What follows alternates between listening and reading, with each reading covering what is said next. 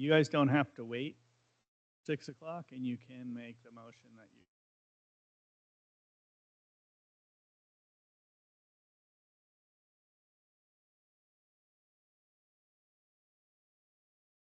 I make a motion to authorize the town manager to work together with Vanessa Stone to negotiate on our behalf in a real estate transaction and to execute all documents and close the offer. Second.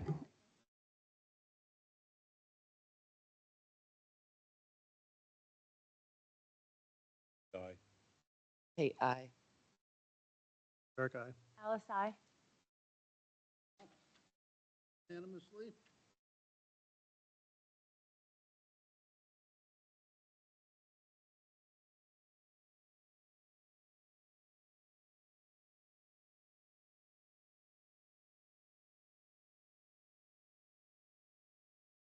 David? Can you not leave that on?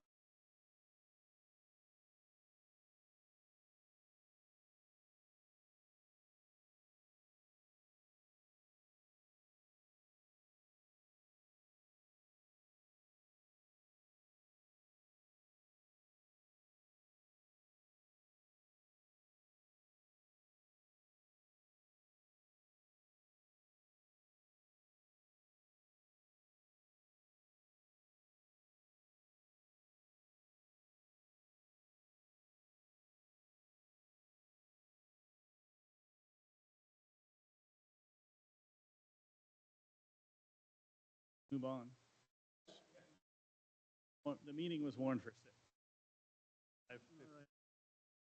Call this meeting to order.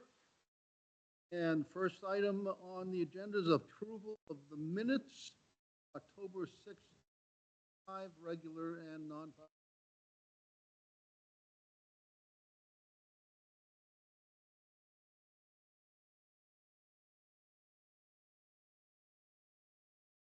Problems? Minutes as they. Move we accept the minutes of October 2020. Second, Second. and favor signify by Aye. aye. Unanimous. We have board reports. I'm going to start out by saying committee. Excuse me. You were good when you were. Okay. But I was going That's to the do your budget report. committee meeting, and I will do your report. thank you very much. Do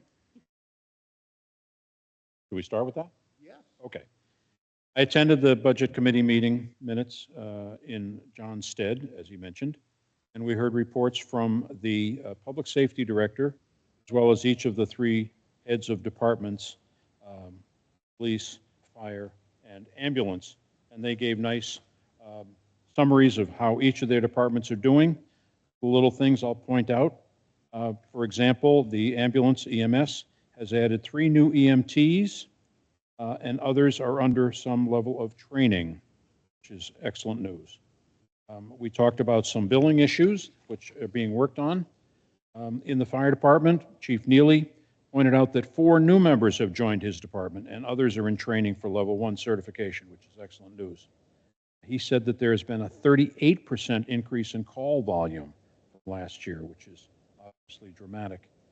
In the police department, Roy, as well as Deputy Chief Luke Fry, gave a report, and they noted that their department is fully staffed for the first time in 20 years, which is something.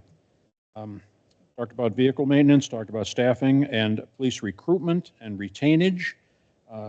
Talked about placing people on contracts to keep them on board. Also mentioned the K9 program, which Rancor, the dog, has been doing excellent work, including a recent successful drug seizure within the town of Enfield, apparently. So, and his cost is 0 to the town. It's completely covered by the Stanton Foundation grant.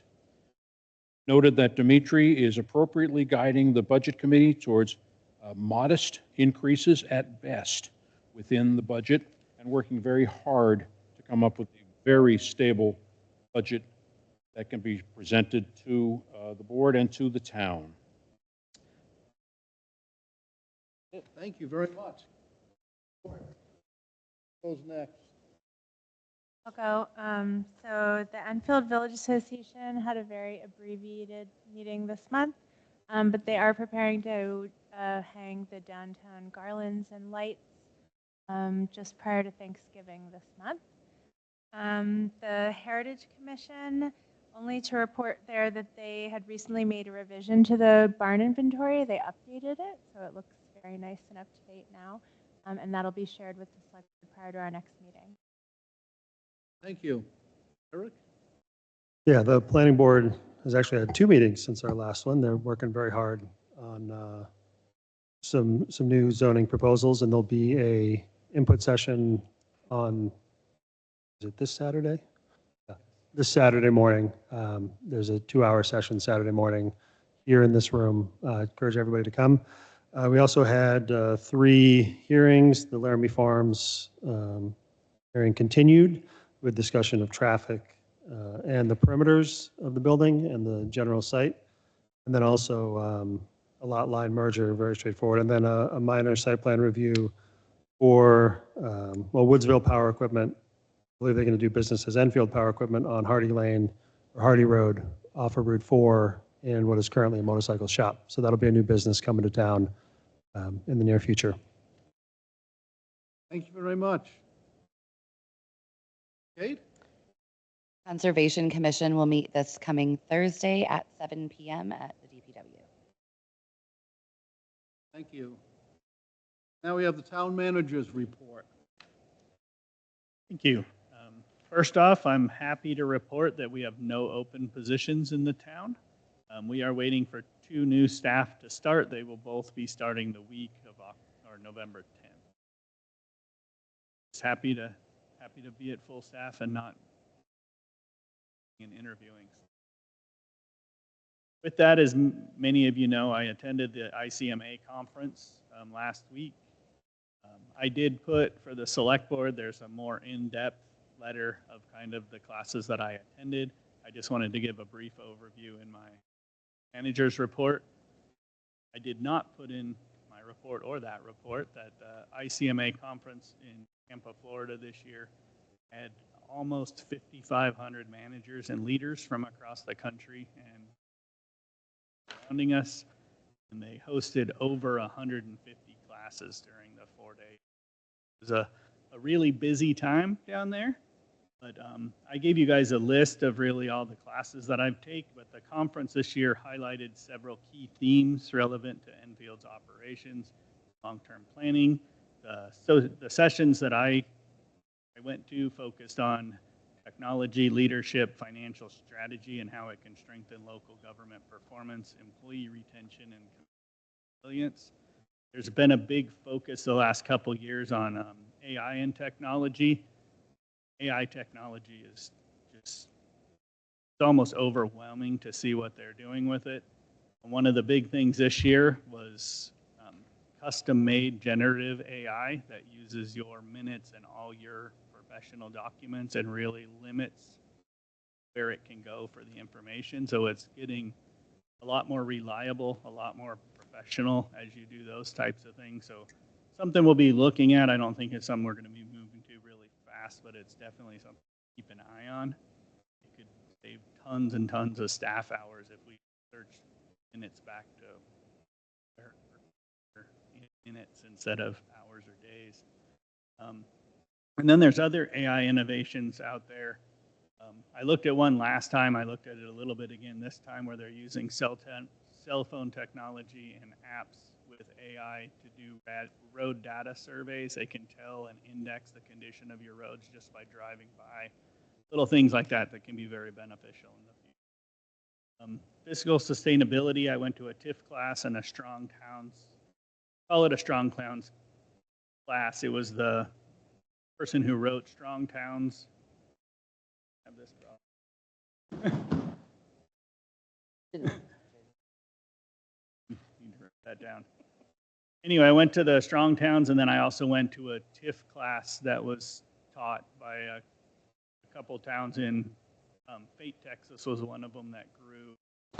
Don't quote me on numbers, but it was like 5,000 to almost 50,000 in like 10 years. It was tremendous growth, but they were just talking about power of TIF and the importance of making sure when towns are giving tax deductions, TIF, whatever they're doing, working with developments, that we're getting the proper ROI, just like the developers are looking at there. So it was a really good class, looking at, like I said, fiscal sustainability, some of those things. There was a community vitality class that was kind of fun. It was kind of a reverse psychology thing, but a guy wrote a book that he talked about that was 13 ways to kill your community. So it's kind of a fun play on it. If you do this, you're going to kill yourself in this. And of course, the inverse of that is what you want to be. That was a really good class. And then there was a lot of stuff that I went to that was on kind of the baby boomers moving out of the workplace. A lot of Gen X is getting burnt out after COVID, and they're leaving pretty quickly too. So it's really the Gen Z and millennials that are in the workplace that are going to be taking over. So it was how to recruit and retain Gen Z employees and building a good morale within your workforce. And so those were really good classes as well. And then we had one really good keynote speaker, Arthur Brooks. He's Harvard Business School and Harvard Kennedy School of Leadership. He had a book called Love Your Enemies that he talked on as a keynote speaker, and it was really talking about polarization and division in our country right now and what we can do as community leaders to engage people, to find common ground, and to work together, not to make the polarization worse. Worse. So overall, it was a really good conference, good few days down in Tampa, but it was a whirlwind of classes. We were busy all day, every day. Just wanted to give you guys an update. Like I said, there's a 5-page report in there of what I really did, so you guys know that I was down there working on your behalf. Can I just make a comment, Ed? Yes. I just want to note that I really appreciate the focus of these sessions on recruitment and retention of employees. We've identified that as like an area where we can improve. So I really appreciate you going down and focusing on that. Yeah, I really tried to look broad spectrum and say, what are the issues right now that I need to be focusing on as a leader? I mean, there were other fun-looking classes that I could have attended, but I was there to learn stuff. From the land use department, we attended, Bob and I, and there's more. Jim was there. We attended the GASIT hearing at the Lebanon City Council. The meeting, I think, went pretty well. I mean, I don't know how many times the DOT can sit in these meetings all across the state and put my project back in, put my project back in. But the one thing that kind of took me by surprise, I was listed 4th in speaking order. It was someone from the city of Lebanon, someone from Hanover, David Fracht, our representative, and then myself. Lebanon and Hanover got up to start the talking. Their whole speech was on putting the Dry Bridge Hill back in and how important it was to our region that Route 4 corridor was taken care of. So it was good to see at least the first 4 people talk about that same project. We also talked about the roundabout and some of the issues there, but I did focus my talk on one that they were removing from the plan. Not that the roundabout's not important, but I think when they're saying we're not adding any more projects, to add no projects across the board is a fair thing to do, but take one out that's been in for 20 years already, or almost 20 years, then it needs to stay in. So anyway, overall, I think it was a really good meeting. I think there was some good information taken away from that meeting, and hopefully OT and the leadership from the state can make some tough decisions to help put some of this. As Eric said, the planning board has scheduled the first public forum for the zoning ordinance updates. It's going to be here Saturday, November 8th, 9 o'clock to 11 o'clock in the morning. The planning board will continue Laramie Farms hearings on 11/19 at 6:30 p.m., plus a voluntary 3-lot merger on Johnston. Rob's currently attending the New England chapter of American Planners Association in Portland, Maine, so hopefully he gets some good classes and some good networking there. Then Rob and I both attended the Managing Difficult Conversation with Your Constituents meeting that was here at our community building on October 23rd. That meeting was before my ICMA conference, but it had a lot in common with the Arthur Brooks keynote speech there. But it went a little bit more into techniques and how to empathize, how to find common ground, how to work with people you disagree in public meetings. So it was a really good, really interactive workshop as well. So that was good. On the public safety front, Enfield's hosting a first responder active shooter training on November 4th. Many of our surrounding communities will be attending, along with a large amount of our town's first. Last week, Officer Crate attended his third installment of the FBI leadership training for law enforcement. Officer Crate has now finished the trilogy, which is a great accomplishment in the law enforcement field to get that. Officer Boisbart has attended the Stevens Driving School, and the police department has increased patrols and are focusing on changing driving behavior through enhanced patrols over the next several weeks. You should see them out and about. DPW, State of New Hampshire is gearing up for wildlife management timber harvest at Lower Shaker Village Wildlife Management Area. We'll be closing the field parking lot across from the Shaker Rec field. Our facilities maintenance person is out for injury leave this month, so we're working together. DPW is working really hard, but the town staff's pulling together to piece together coverage. So if you notice something, that may be why this month. The water department finished up a limited hydrant flushing schedule to maintain and balance between water quality and drought conditions. And then the brush dump is now closed for the season. On the recreation front, the 4th annual Halloween trunk or treat was held last Saturday. I was not able to make it. From what I heard, it was a good event. We would like to thank all the groups, organizations, and families that helped out and attended. Actually going to skip reading them all, but there was a lot of groups that came together.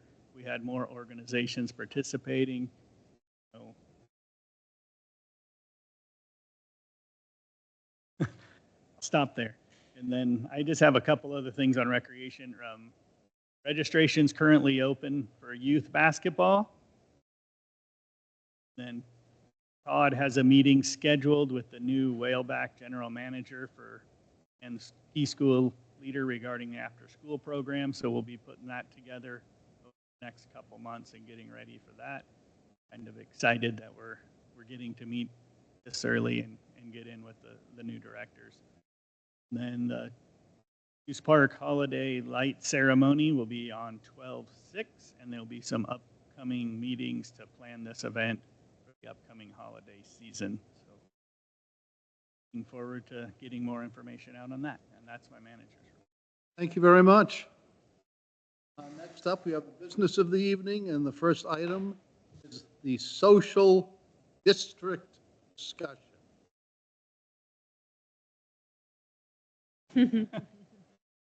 So I'm just kind of bringing this to you. Some of you may know, some of you may not, that the legislature passed a law last year allowing towns put together what they call a social district. So towns with more robust Main Street than us, they thought it would be a great idea to be able to allow people the special cup to be able to walk in a certain area with alcohol from licensed establishments in an area up and down streets or in a certain social district. I'm not going to read this whole memo to you on the basic premise of the law, but that's really it. You can set up an area, a town hall style meeting government like we have, even SB2. That would be a warrant article with boundaries and stuff to send to the taxpayers or residents to vote on to see if that's something they want to do. I'm not coming to you with any specific ask. I had been talked to from the brewery owner that if we were looking at doing that, he thought it would be great to involve the rail trail in that. As I put in my memo, I don't know what the nuances of that would be with that being state land. And then if we also put that down to Lakeside Park, the Lakeside Park has a no alcohol policy, as do all of the parks in the town. So before we went doing a bunch of work looking into this, doing some things, I just wanted to have the basic discussion to see if that's something the select board and or room would be interested in looking at, or if that's something we... Be honest, I'm not a big fan of this proposal. We can call it a sip and stroll, but it could easily become a stagger and fall. I don't So see I'd any say town no. advantages to it as well.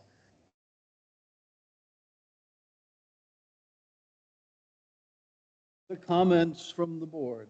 So I'm a little more open-minded about it. I think once upon a time, there was a serious problem, especially in mill towns with alcoholism, and alcohol consumption has actually significantly declined amongst younger people.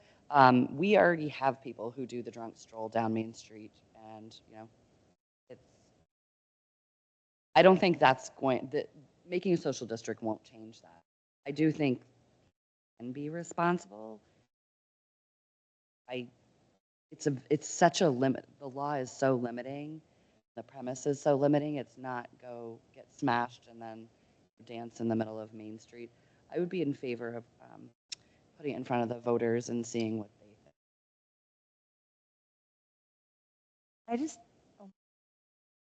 I just like, I don't understand what it's precluding right now. If we had a downtown that had like First Fridays or something where you'd be like going from business to business or galleries and you'd like want to take your drink with you, and we had this archaic law that was like making that bad.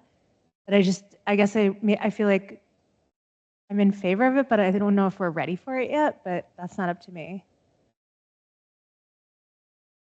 Yeah, I guess my view would be I'm happy to have the discussion. I'm open to possibilities, but I'm curious if there's actually demand for it or not.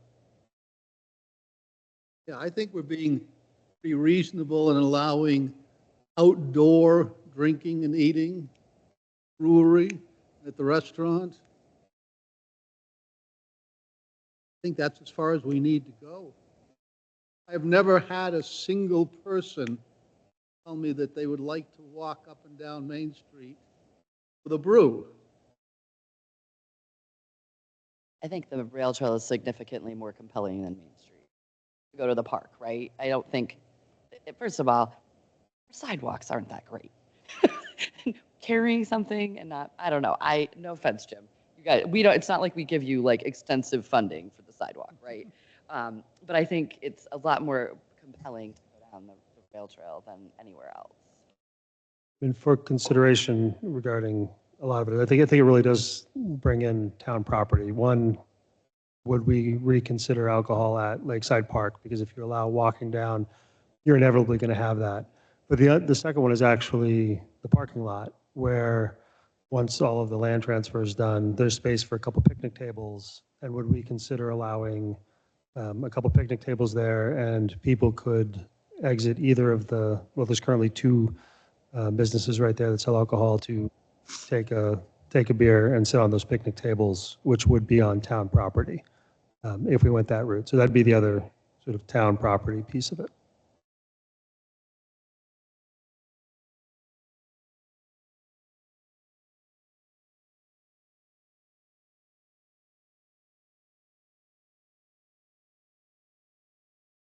Need to go to the Microphone. mic.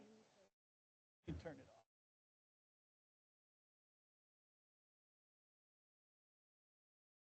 Now? Okay.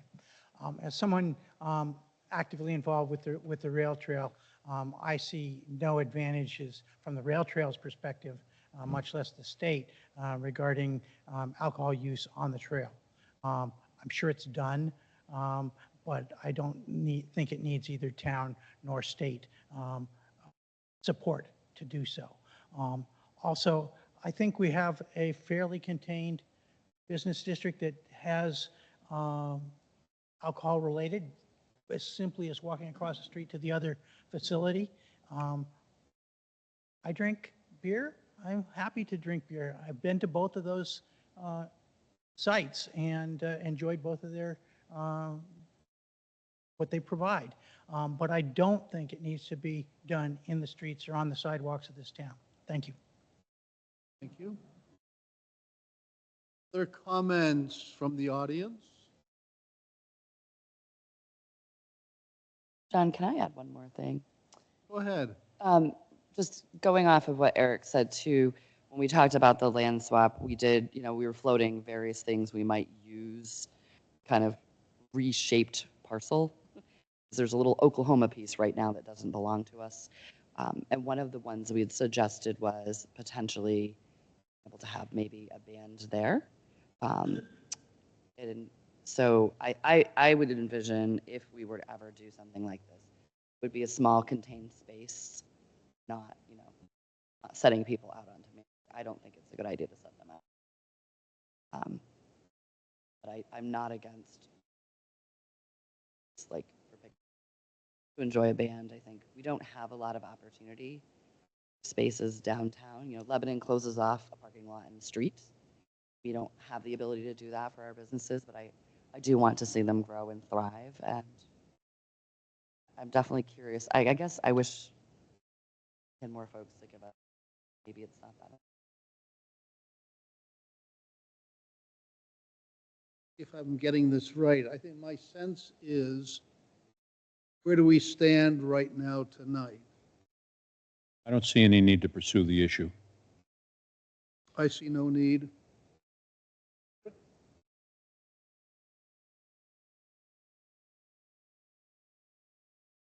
I mean, I'm more than happy to discuss. I'm just not sure where the demand's coming from. If it's just coming from one single business, we should still listen to them, in particular with that property right next to them.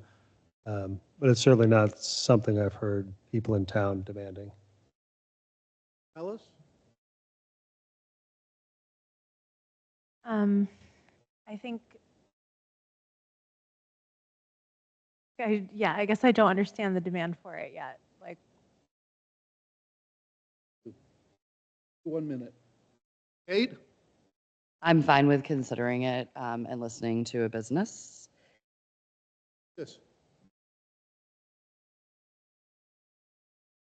Verification, would this be required to close off Main Street and have music or something? You could still do that without this. I think we could get the permits to do a one-time valve thing. I think Canaan does that pretty frequently for Old Home Days. So I think we're going to drop this for the time being. And if there's a need to bring it up again, we know it has to go to the voters. Thank you. Hey. Next up, we have water sewer fees. Is that you?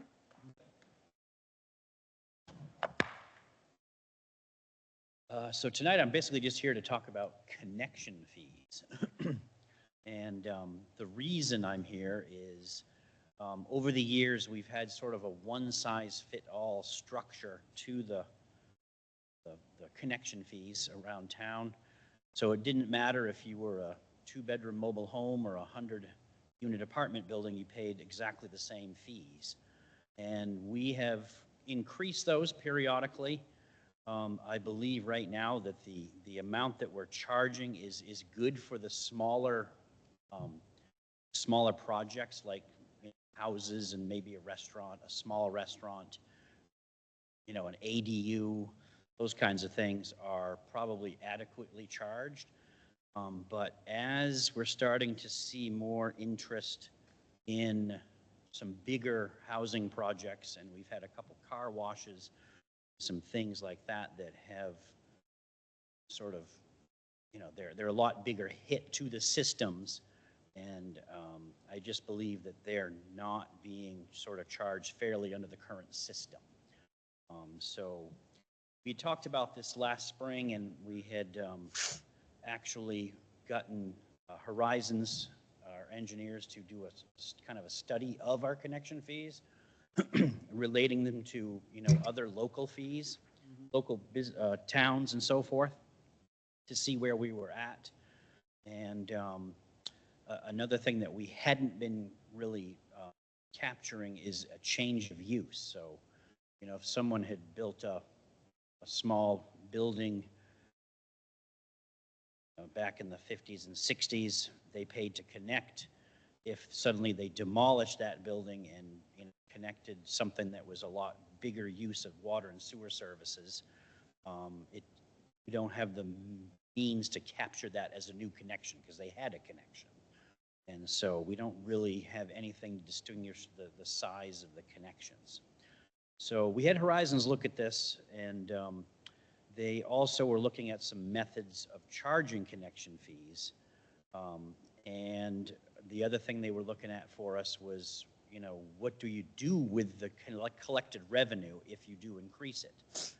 And so they sent us back a report and basically offered us two potential ways of changing our fee structure. One was to charge by the size of the meter, so that as you know, the bigger uses need bigger meters and therefore would collect a higher fee based on that. And the second one was to come up with some sort of a per gallon of expected use or an equivalent dwelling unit, you know, kind of relating everything to the single family home usage. And so they had offered those two. They looked at other towns to see what they're doing with the collected revenue. Some towns are using it to do repairs and maintenance to existing infrastructure. And others are using it to enhance and expand existing systems to sort of take on the needs, you know, of some of these new connections. So anyway, we looked at some of those. We've looked at their report, and I kind of did a rough pass, is what you folks are looking at tonight. It's a kind of an update of our existing connection fee or connection guide. We didn't really change the provisions of the connections regarding the physical, what we need to, you know, bed the pipe in and some of those kinds of things. But it does offer kind of an overhauled fee structure that's kind of based on an expected gallons of use. And the base of that is the state of New Hampshire DES has a table that they sort of have an estimate, and it's used by designers of septic systems and people who are connecting and building infrastructure to connect, you know, potential uses. And so kind of looked at that and you know, offered that. And I think it does a relatively good job of being easy to administer. I can go to that table, I can look up what somebody's proposing to do, come up with what we would expect the sewage and water use to be. And then if it's a change of use, you know, you would capture that based and remove what they already have going. So if someone was converting a duplex into a restaurant, they would get the restaurant proposed amount minus what they've been paying for what they would contribute as a duplex.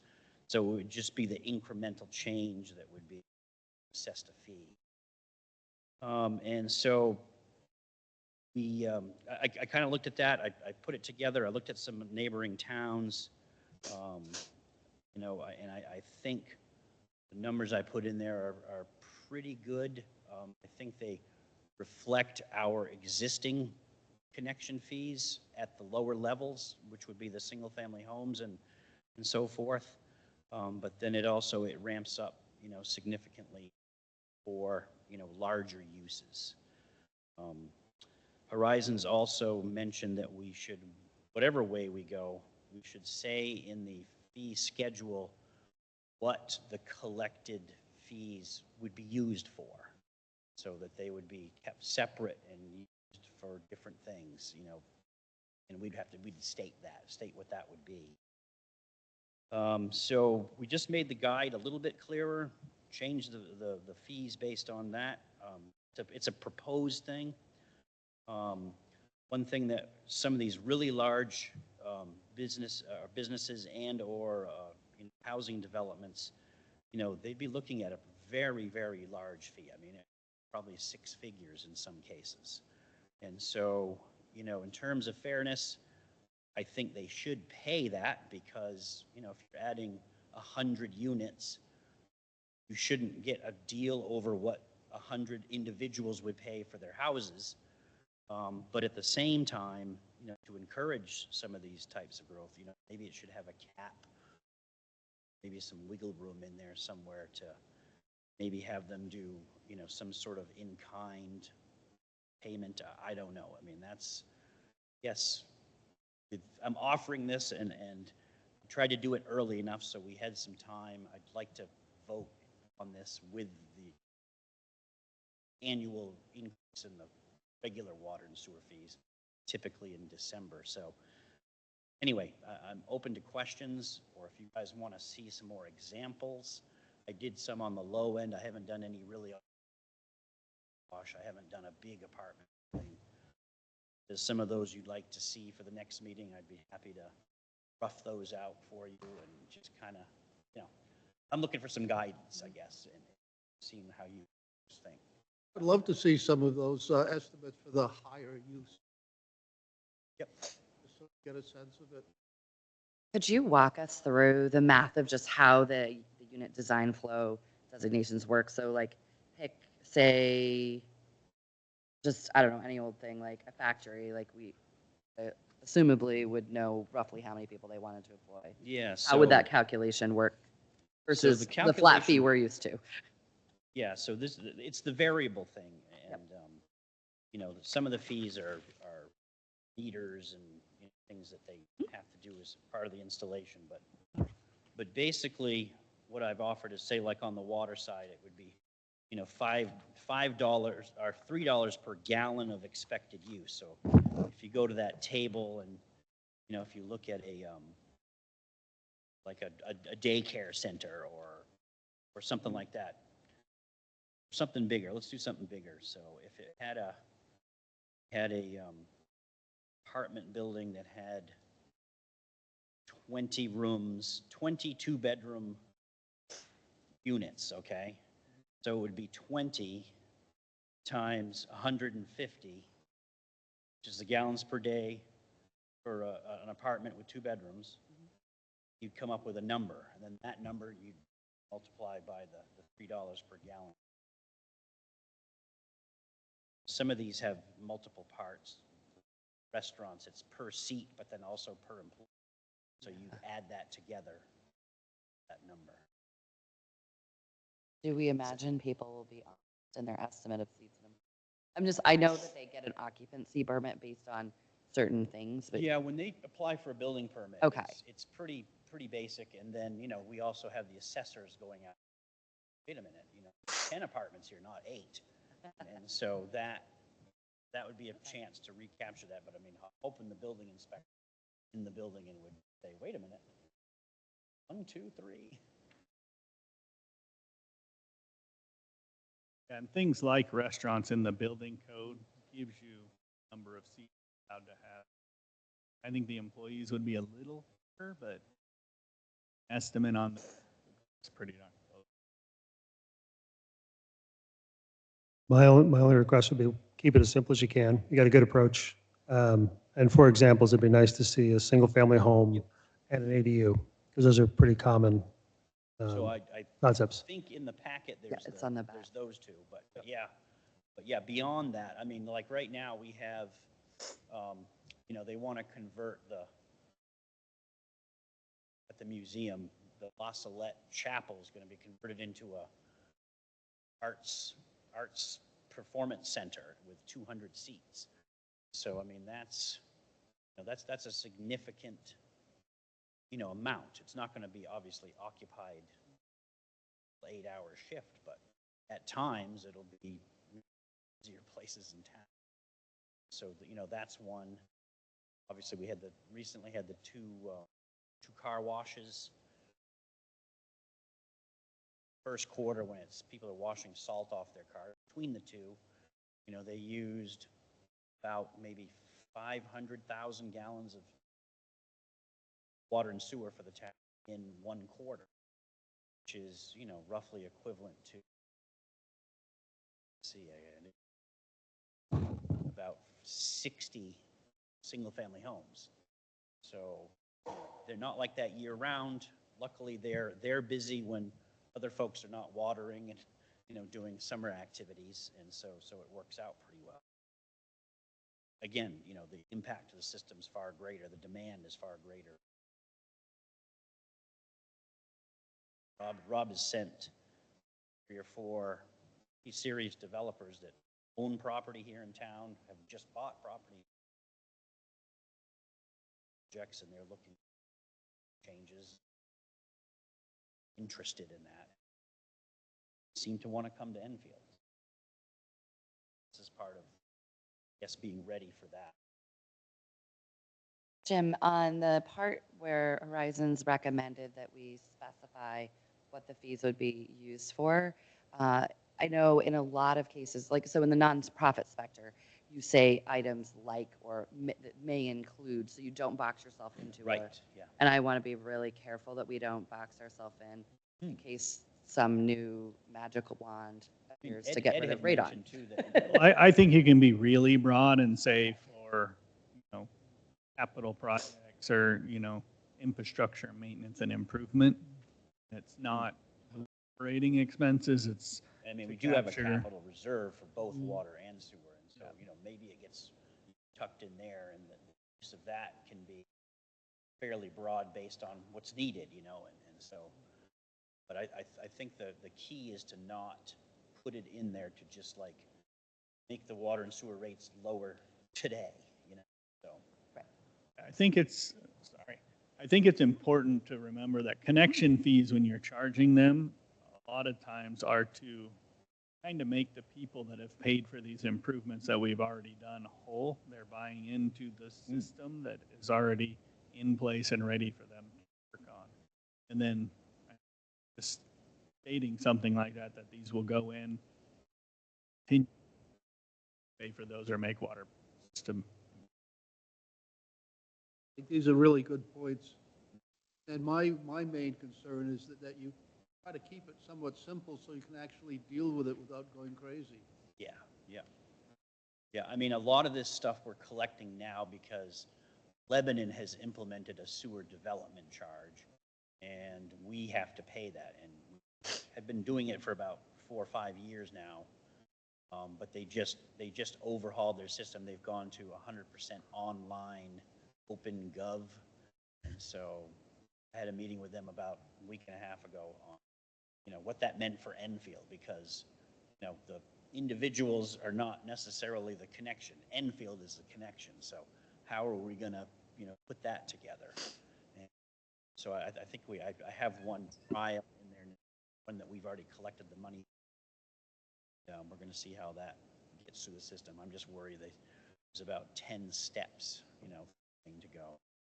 It's city manager, and hope it doesn't take, you know, 2 months for it. Questions from the public? We have no costs as far as connection, labor costs as far as the connections are concerned, do we? To connect. In other words, we're providing the meter, but we're not doing the actual connections. Is that That's correct? Yes. So we charge them initially for the, you know, meter, the meter horn, and so forth. Their plumber has to install that. We usually set the meter, attach the radio to it.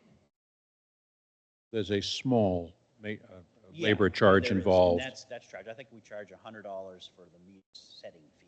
At peak. And we like to inspect, what the action is. I spoke with the guy that's going to do the La Salette one for the snow flies. On a multifamily housing complex, the meter setting fee would actually go back to your operational budget, not to That's right. Yes, exactly. the overhead costs Yep. as we're discussing, or the Yep. cost of the meter itself. Exactly. Yep. Then they're charged, quarterly a small amount. Pay enough to place that in 12 to 20 years. How much it gets. Ed? Yeah, the one thing I was going to ask, as he said, this is a draft coming to you for you guys to think about. We have not put wording in there yet, but we want to put some sort of wording either for us to have the ability to negotiate and come back to the select board or be able to work with some of these, I'm going to say developers, because it'll probably be bigger projects to, maybe not pay the full fee, but to pay for or implement a project that we've been working on, do something like that. Just some way to work through the system. And just to give some flexibility. I know one of the things that I did in Claremont when they had coming was, and I think we've already this through this book, is the ability to do pavements over like a 3-year period and look at usage and some of those types of things. Because as he said, you start getting the bigger factories, bigger development, something like that, then the number gets staggering, and upfront cost is often something to really look. Thank And you. another example that I just thought of too is, for example, Shed Street. Shed Street is on 1903 line, and we're scheduled to replace it.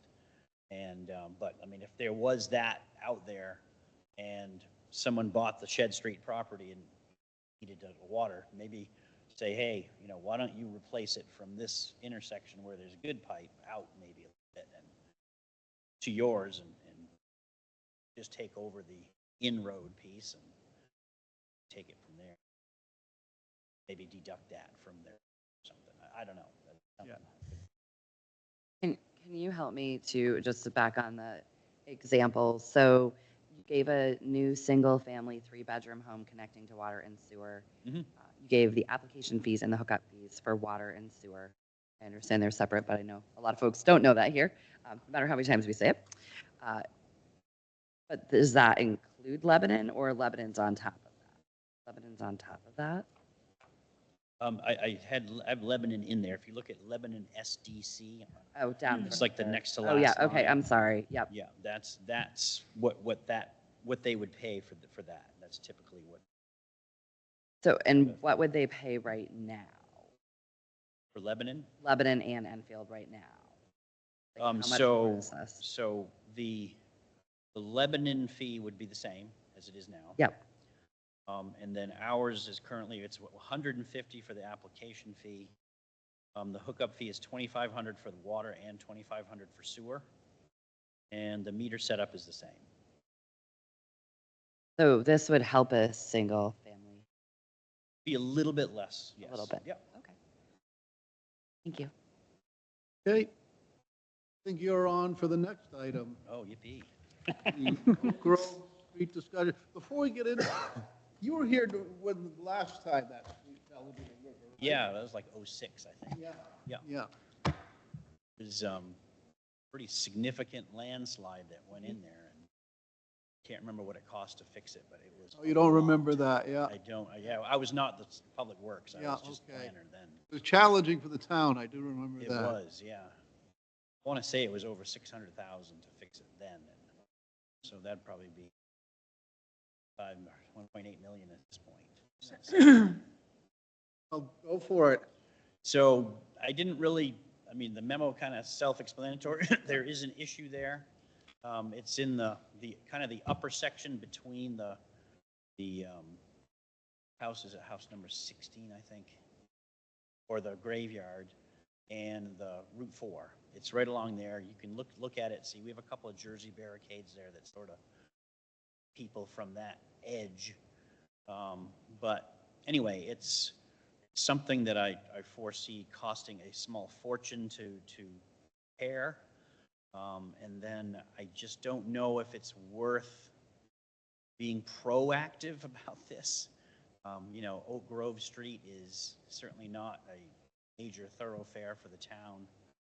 And I'm wondering if we can, you know, maybe set back away from that and just let it cook, because quite often you get penalized for being proactive with those types of projects, especially on permit engineering and that kind of stuff. It can be extremely expensive.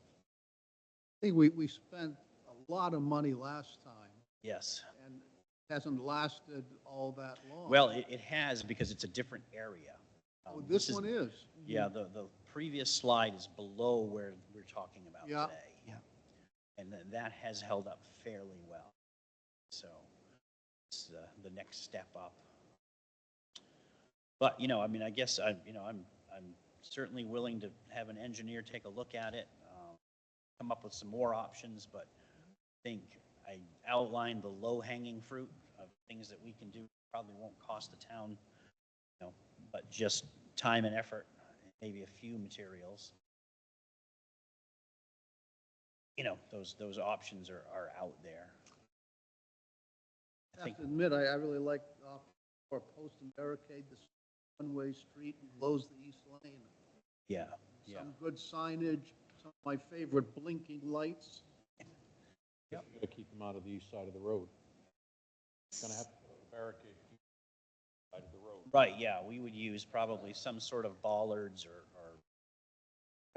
My thought is along those lines, a one-way street, closing the east side of the road and closing it off with a guardrail of sorts, Yep. but one that's bolted down as opposed to hammering the heck out of that Yep. street. So an attractive, perhaps yellow, Yep. shorter than a normal guardrail even, but going that length, but then coming back into the east side before you get to the driveway at number 29 Oak Grove Street, which is the last house on the left. Yeah. So allowing him to get into his From Main driveway, Street. so you stop Exactly. basically at that property line of Yeah. number 29. Yeah, it would not be worth closing it at Main Street. I think. No. Right, I think it You needs want to to, be you want to have the resident there be able to come into his property without going all the way around. So that end of the street would come back to two-way up to the point of his driveway. Yep, yep, Curve back in. yep. And then if it was not barricaded on each end completely, and you could put the street, the town sidewalk plow down there, Mhm. you could keep it plowed off. Yeah, I think if it's one way and if it goes down, we can use one of our small trucks and wing to just zip down through. I don't even think it needs to be that wide, Jim. I think it can be narrow enough to put the sidewalk plow through there would be sufficient. Yep. What I'm thinking of is the potential for a future residential development, and somebody would need a path to get downtown, and that is a potential path. So I'm a frequent user of that. I go to Community Lutheran and I use that a lot. I also, as somebody who goes to get gas at George's, I'll frequently zip up there. Yeah. And over the years, I've thought a lot about how we get traffic onto Main Street because we don't have a Main Street that is truly a main road. And how do we deal with signage and parking? And for the summer, when we had that Jersey barrier that was blocking off half of it, I have to say, each time I went through, I thought, this Jersey barrier is pretty awesome. I don't think you have to turn it into a one-way. I think you can do something like they've done on Hovey Lane in Hanover, where they're trying to keep people out of that neighborhood, and so they have a little bump in. I think you can continue to have your service road and set the expectation that it's just like when you go over the bridge on the Knox River. Only one person gets to go at a time. Boys Camp Road, only one person gets to go at a time. So you get the opportunity to close a lane without closing the road and deciding whether the inbound or outbound traffic, because really that's what you're looking at, is it inbound to Lebanon or not outbound. The only thing I would be worried about doing that would be the length of it. You know, if there's just a bump out, you can see who's coming and so forth, whereas this is going to be kind of up an arc. So when you are sorting out who's going to go, you know what I mean? I'd have to measure it, but I just think that the length is a little greater than. I mean, we have a potential development, an additional development going in potentially on Main Street. And I'm also thinking of the folks, who live on Sergeant Lane and over on Bridge Street. I know they can go to the 4A side. A lot of people do, because then you have to, and the state redid the end of 4A and 4. I don't know why they didn't put in a roundabout there. But that is it's, it's been a topic of conversation on how do we get people out of that intersection. And so I think Oak Grove Road is a way that people come up through there.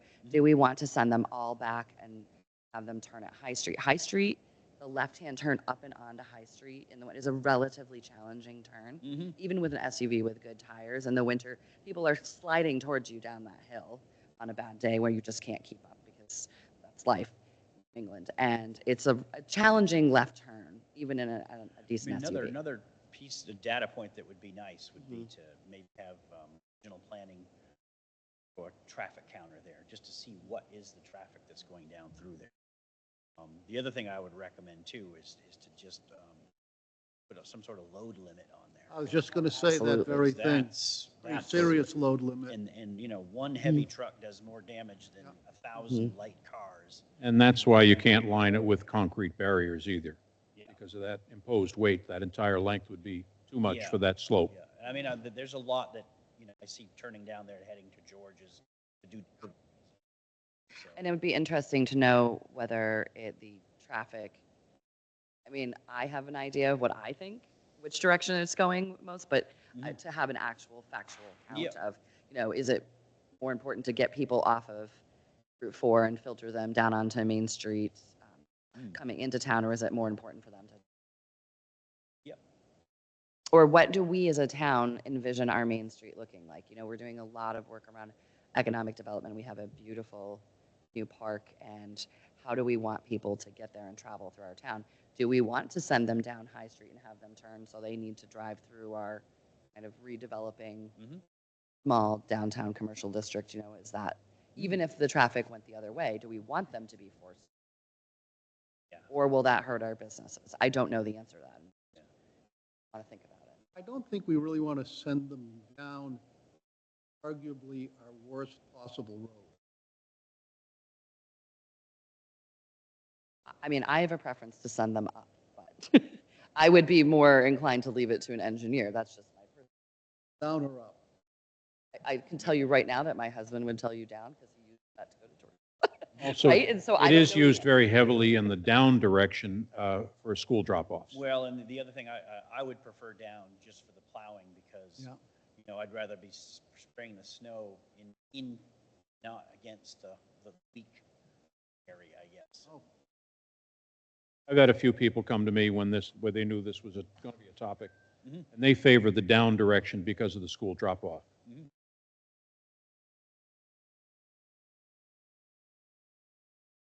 Other comments from the public?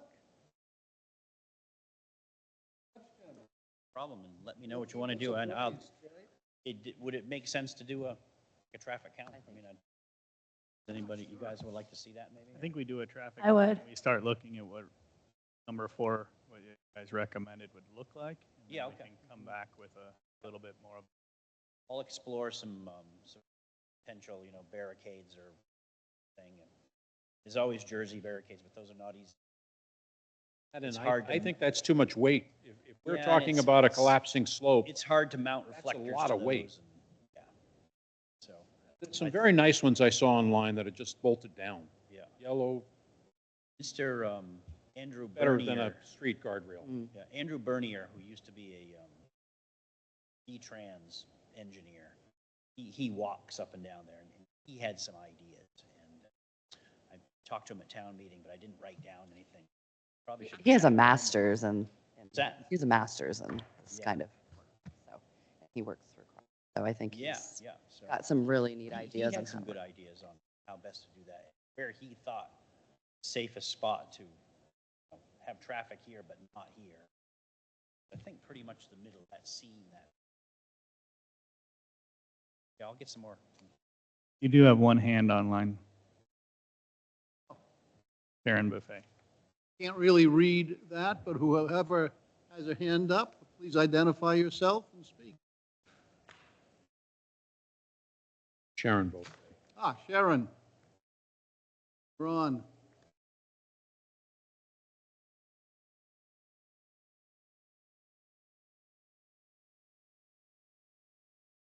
I think we're going to move along. Next up, we have a tax exempt discussion for properties. Upper Valley Snow Sports Foundation, Chosen Vale Incorporated, Visions for Creative Housing Solutions, the Enfield Village Association. I will sit in the audience very silently when Visions for Creative Housing Solutions comes up. I'll recuse myself for the Enfield Village Association too. Insists upon us. So, Ed, you want to this up? Yeah, so we've pretty much ran into the same problem we ran in last year. We had put the pilots in place for these four businesses or four nonprofits here. And this year, we left the pilots in place, but we did ask these four nonprofits to apply for an exemption as if they were putting in an exemption before the April 15th cutoff. As kind of happened last year, these got hung up in DRA. They didn't want to move them forward, our MS1 forward, which delays our tax rate. So me and Norm had a meeting with Adam on Friday and kind of talked through it, and I talked him through the meeting we had last year. We had sent him the minutes from that meeting that, you know, the board's talked multiple times, and they feel that these nonprofits should be and are exempt property taxes on their properties. With that being said, he shipped us back the MS1 to make some adjustments to state it that way. And then I just thought it was best, you know, crossing our I's, dotting our T's, that this come to the board to actually have the vote to exempt them as properties instead of just changing that. And one thing that we did talk about was that I would work with him whichever direction that they want to move this so we can get this resolved get it resolved for next year so we're not dealing with this again at the last.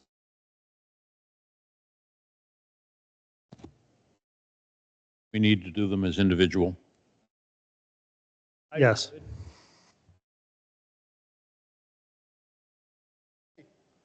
I move that the select board pursuant to New Hampshire revised statutes annotated RSA 72:23 grant a property tax exemption to Upper Valley Snow Sports Foundation, duly recognized 501c3 nonprofit charitable organization for their properties in Enfield, and further authorize the town manager or their designee execute all necessary documents to effectuate this exemption and to nullify or terminate any previously executed payment in lieu of taxes pilot agreements with Upper Valley Snow Sports Foundation. Second. All in favor? Aye. Aye. Thank you. Next, we have Chosen Vale Incorporated. I move that the select board pursuant to the New Hampshire revised statutes annotated RSA 72:23 grant a property tax exemption to Chosen Vale Incorporated, a duly recognized 501c3 nonprofit charitable organization, their properties in Enfield, and to further authorize the town manager or their designee to execute all necessary documents to effectuate this exemption and to nullify or terminate any previously executed payment in lieu of taxes pilot agreements with Chosen Vale Incorporated. Second. All in favor? Aye. Unanimous.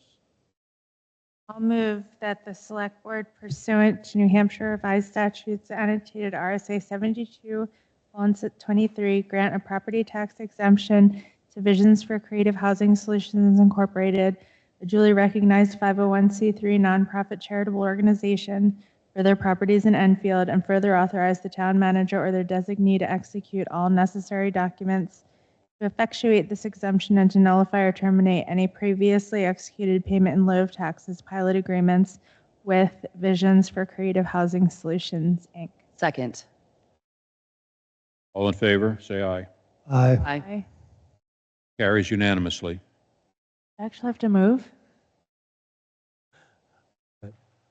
I move that the Select Board pursuant to New Hampshire Revised Statutes annotated RSA 72:23, grant a property tax exemption to Enfield Village Association, a duly recognized 501c3 nonprofit charitable organization, for their properties in Enfield, and further authorize the town manager or their designee to execute all necessary documents to effectuate this exemption and to nullify or terminate any previously executed payment in lieu of taxes pilot agreements with Enfield Village Association.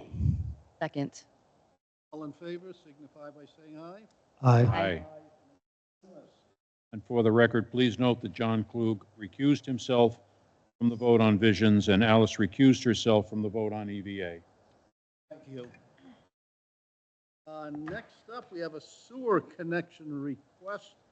Chosen Vale, map 10A, lot 42. Mr. Kelleher.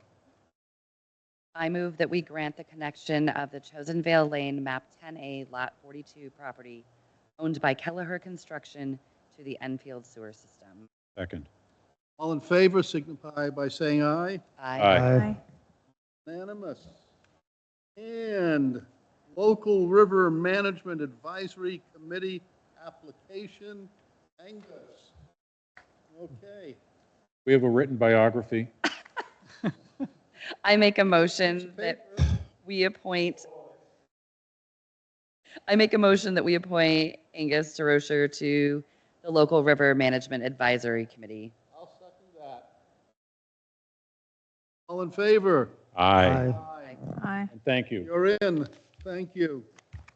Wait, is Angus the only member? Is this like, are there others? I believe he is the only member, but I'd have to ask the state you're to the see chair. if anybody else. We have one other Enfield rep. There's two. We have administrative items and public comments. Yes.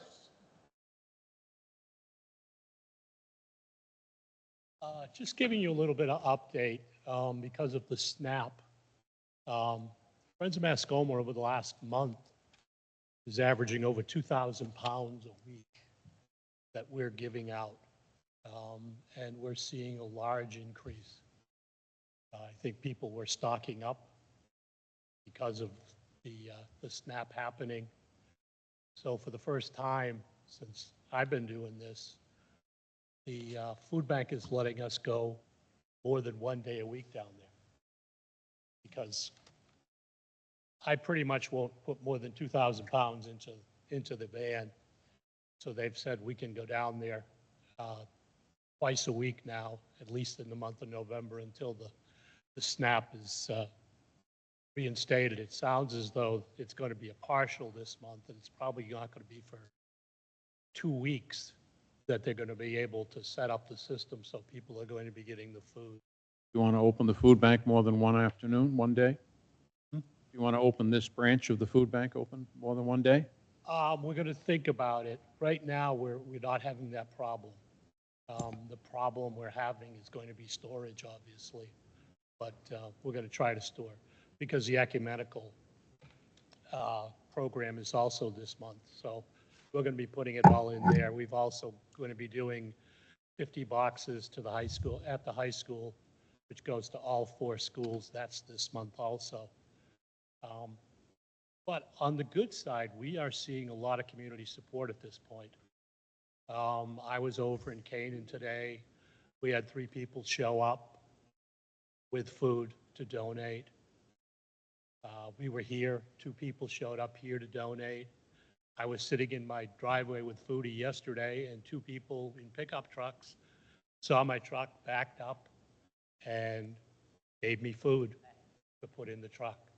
So it's a good thing. We also got cash donations today. We were over here, somebody dropped off $200. We were in Canaan today. A lady anonymously gave us $2,000. So we're seeing a lot of community support. We're going to make it through this. You know, we're telling people, take as much food as you want at this point. You know, and we're saying because some people with winter coming, they don't want to show up every week. You know, you could have a bad week and you're going to want to maybe get 2 weeks worth of food. You know, stock your pantry. But the problem we've had over the years is people don't want to take the food because, well, I want to save it for somebody else. And we're saying now, we've got food in the warehouse, you know, in the back room in Canaan. Take all the food you want, we can restock, okay? Getting the food is our problem. If you need the food, take the food. Don't worry about somebody else, we will get the food. And the New Hampshire Food Bank has told us, yes, you can come down twice a week now. We've said we're going to try to do that for the month of November. So our numbers are up. Now I got the other side of my comments tonight. Dwight was up here last week, about 2 weeks ago, where it was said that the loss on the fraud is going to be $340,000. Has the select board decided what's going to happen? Take care of that $340,000. Because I hope it's not going to be kept on the loan. Not what? Not going to be left on the loan, the $340,000. Because then all of a sudden, $340,000 is actually $500,000 to the taxpayers. Because you're going to be paying interest on that for the life of the loan. So just doing a quick number, I don't know, I think we're at like 3.75% is what the loan is. Which I think it's, yeah, it's had 30 years, 25, the 30-year loan. 30-year loan. That's $566,000 in payments over the life of the loan. You know, I think we have to make a decision. Are we going to take that out of undesignated? Because I've got a feeling the auditors are going to have an answer, which is your assets are less than your loan.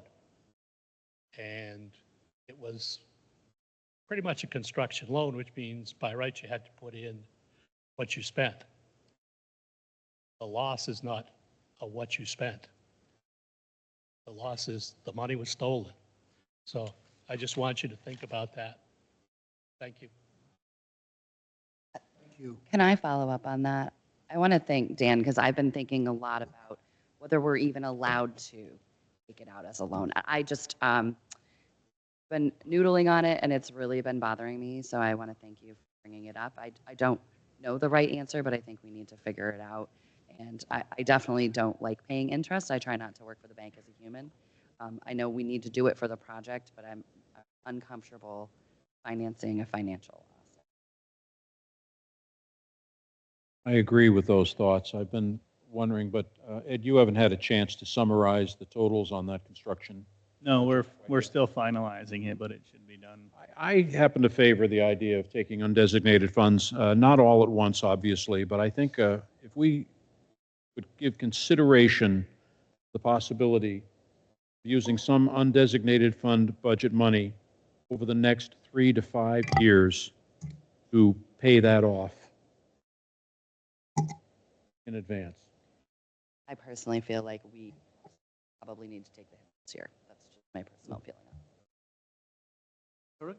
Just quick, two potential thoughts. One is we did have some income from the CDs that those funds were put into. By law, those went into the undesignated fund. That would be a number that we could consider because that was income from those monies. And then also we could consider, as we move forward with the sale of properties, of dedicating those funds to the construction loan. Those are good ideas. I like it. I think we recognize the urgency to pay off that as opposed to allowing it to settle in on the loan.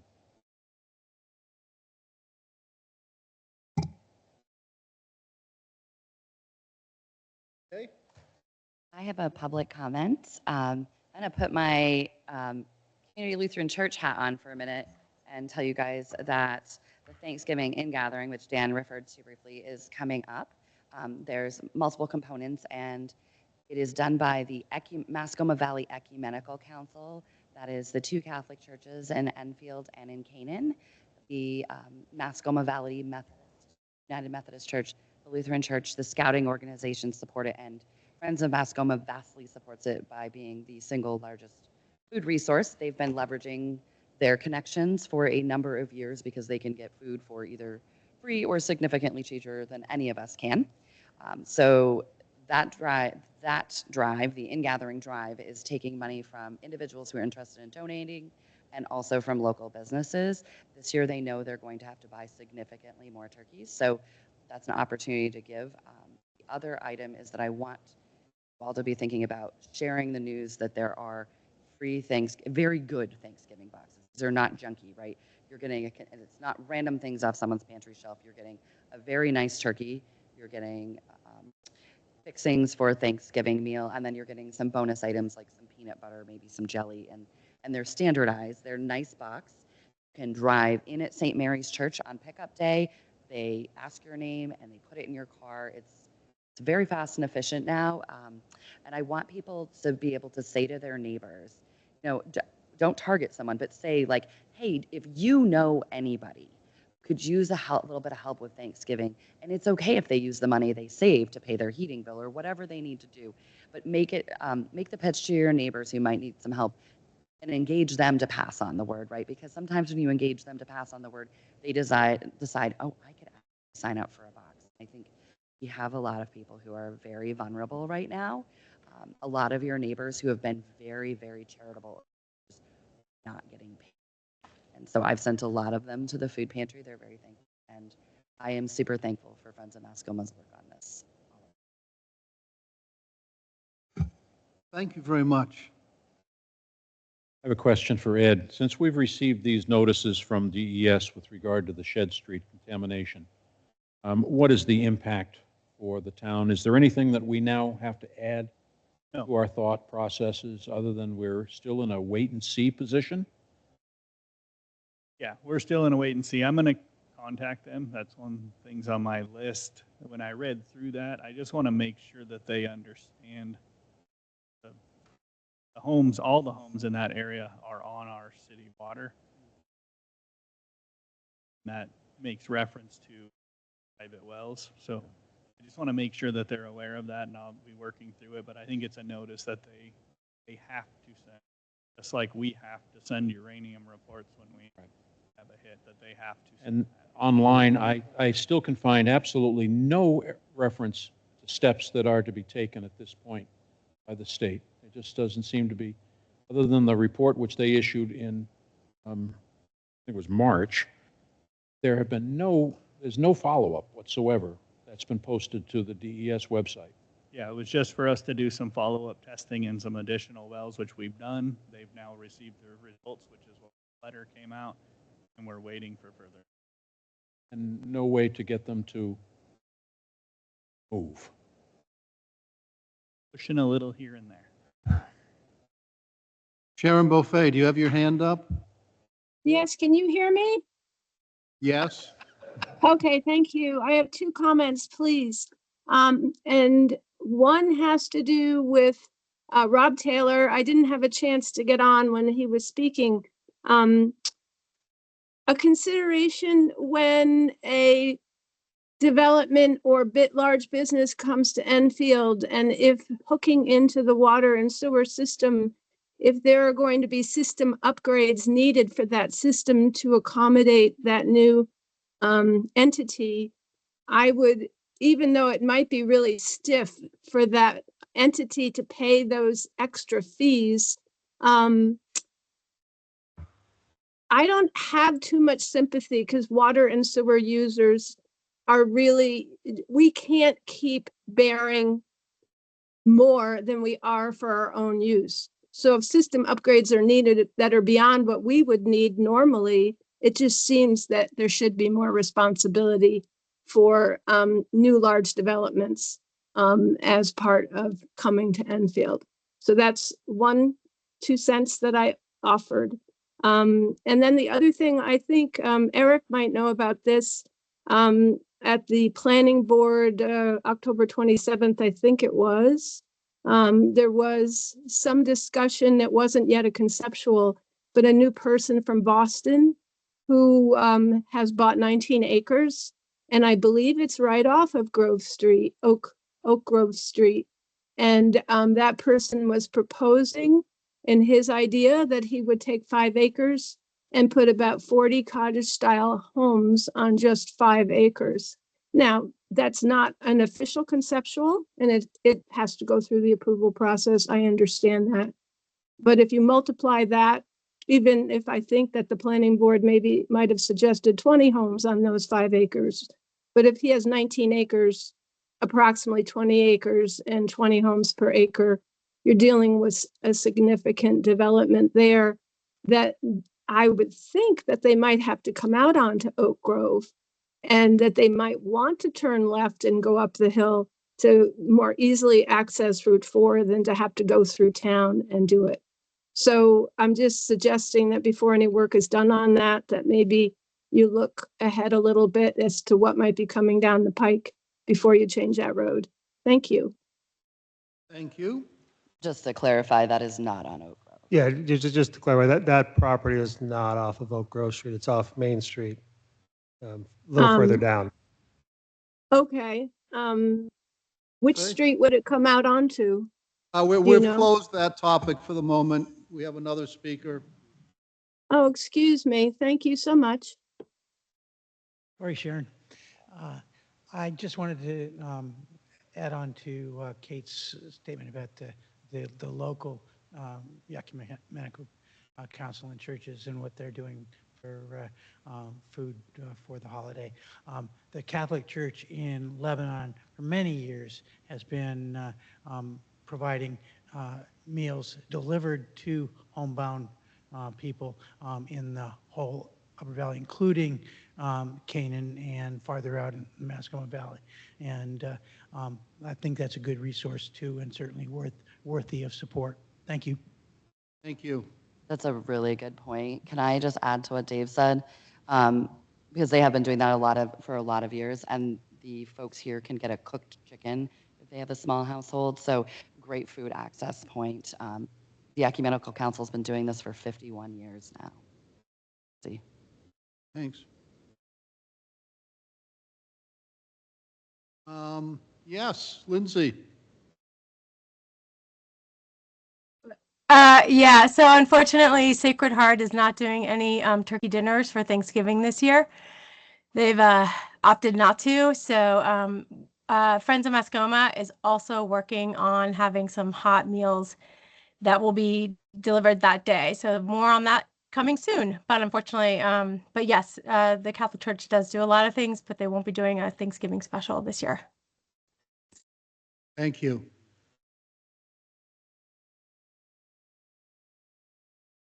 Good. We have a motion to adjourn? So moved. Second. All in favor? Aye. Aye.